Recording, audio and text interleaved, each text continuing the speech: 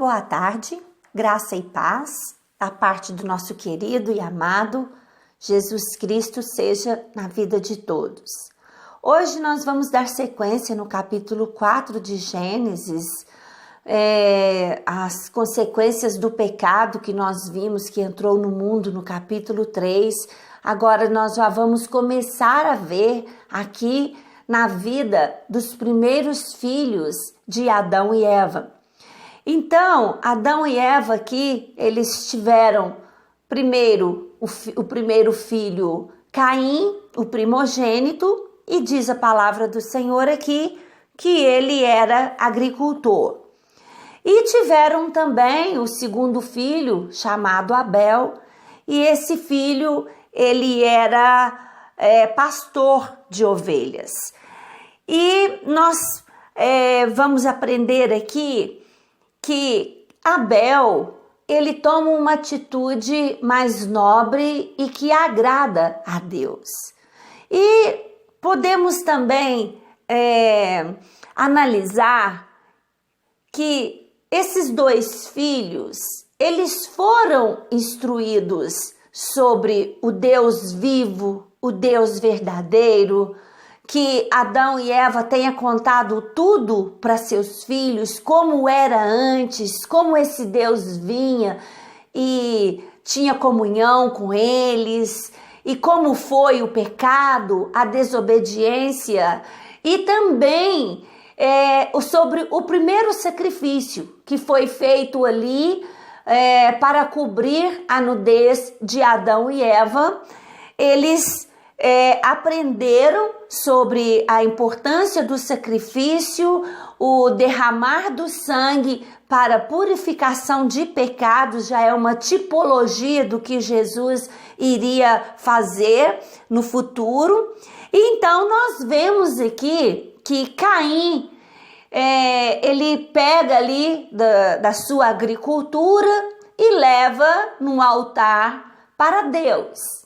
E que Abel, ele pega do melhor do seu rebanho, sacrifica aquele animal e ele oferece para Deus as melhores partes, a gordura do animal, as melhores partes. E a gente vê então que Deus se agradou da oferta de Caim e não se agradou da oferta ao contrário. Deus se agradou da oferta de Abel e não se agradou da oferta de Caim. Em Hebreus 11:4, diz assim a palavra: pela fé, Abel ofereceu um sacrifício mais excelente do que Caim. Por meio da fé, ele foi reconhecido como justo. No momento em que Deus aprovou suas ofertas. Apesar de estar morto, seu testemunho de fé ainda é eloquente, ainda nos fala até hoje. Então veja que tem razão de Deus ter se agradado da oferta de Abel. E pela fé ele ofereceu um sacrifício mais excelente. Nós precisamos de ter fé em tudo que se diz respeito a Deus, ao seu reino, às nossas obras, o que nós fazemos e oferecemos para Deus. Se nós não tivermos fé, elas não vão ser aceitas. E continuando aqui, Deus rejeita então a oferta de Caim, que também não foi primícias, que também não teve aquele cuidado, né, de ser levado até Deus como as primeiras, o melhor, tá muito claro. Então o Senhor disse a Caim: por que você está com raiva, Caim? Porque anda carrancudo? Se tivesse feito o que é certo, você estaria sorrindo, mas você agiu mal e por isso o pecado está à sua espera, à sua porta. Ele quer te dominar, mas você precisa vencê-lo. Esse seria o versículo do capítulo 4 que eu tiraria como um dos versículos mais importantes. Em outra versão diz assim: o Senhor disse a Caim: por que você está furioso?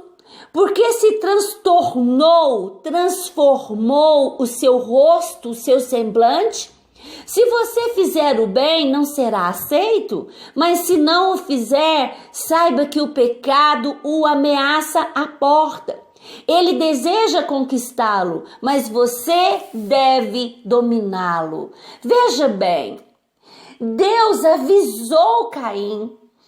Deus viu o semblante de Caim modificado, cheio de ódio, cheio de inveja pelo irmão. E Deus, no seu amor e na sua compaixão, ele avisa Caim. Ele falou: Caim, o pecado está na sua porta, ele está batendo na sua porta, está visível o seu semblante. Se você fizer o bem, será aceito. Muda sua atitude. E Deus fala com ele no final do versículo: cabe a você, Caim, vencer esse pecado. Cabe a você dominá-lo. Ainda não havia acontecido o homicídio, e isso é muito comum nas nossas vidas. Enquanto estamos sendo tentados, não é o pecado. O pecado é quando eu cedo à tentação. Deus estava vendo toda a tentação aqui no semblante de Caim, mas Deus falou: Caim, domina, Caim. Domina, Rosilene. Domina, você que está me ouvindo. Seja mais forte. Domina. Diga não. Olha, Deus não diz para nós: vai orar para que eu possa te livrar desse pecado. Deus nos ensina a orar para nos sermos livres da tentação. Mas o que eu quero dizer é que é para me dominar. É eu que domino. Deus não vai fazer isso por mim. Deus não vai fazer isso para você. Deus não fez isso para Caim. Cabe a nós dominar. Eu sempre digo: Satanás não é mais forte. A vontade humana, a concupiscência do ser humano pelo pecado, pelo desejo da carne, é maior do que o poder de Satanás. É claro, Satanás se alimenta e vê todas as oportunidades para se tornar a vida do homem pior. Mas eu venço Satanás pelo nome de Jesus e pelo poder do Espírito Santo de Deus. E eu venço a carne e o pecado, dizendo não. Dizendo não. E Deus então fala para Caim. Aí Caim, no verso 8, disse a Abel, o seu irmão: vamos até o campo? Quando os dois estavam no campo, Caim atacou Abel, o seu irmão, e o matou. Mais tarde o Senhor perguntou a Caim: onde está Abel, o seu irmão? Não sei, respondeu Caim. Por acaso eu sou o guarda do meu irmão? Então disse Deus: por que você fez isso? Da terra o sangue seu irmão está gritando, pedindo vingança. Por isso você será amaldiçoado e não poderá mais cultivar a terra. Pois quando você matou o seu irmão, a terra abriu a boca para beber o sangue dele. Quando você preparar a terra para plantar, ela não produzirá mais. Você vai andar pelo mundo sempre fugindo. Tudo o que nós plantamos, nós colhemos. E o pior, nós colhemos multiplicado. As sementes, elas têm o poder da multiplicação. Então, tudo que nós plantamos, nós colhemos. E nós colhemos em dobro, em triplo e sabe-se lá mais quantas vezes pode ser multiplicado a nossa plantação. Deus avisou Caim: Mas Caim não ouviu Deus. Ele deixou a sua carne falar, ele deixou o Satanás aproveitar da situação, ele leva o seu irmão para o campo, o seu único irmão, o seu amigo, e ele mata Abel ali por ódio, por vingança, por inveja, né? E Deus fala para ele: agora você está amaldiçoado. Você podia ter me ouvido. Agora você vai colher. Você não vai mais ser um agricultor, porque a terra não vai te obedecer e te dar o fruto da terra. E você vai andar errante. E o que Caim diz ao Senhor? Eu não vou poder aguentar esse castigo tão pesado. Hoje tu estás me expulsando desta terra. Terei de andar pelo mundo sempre fugindo e me escondendo da tua presença. E qualquer pessoa que me encontrar vai querer me matar. Mas o Senhor respondeu: isso não vai acontecer, pois se alguém matar você, serão mortos 7 pessoas da família dele com vingança.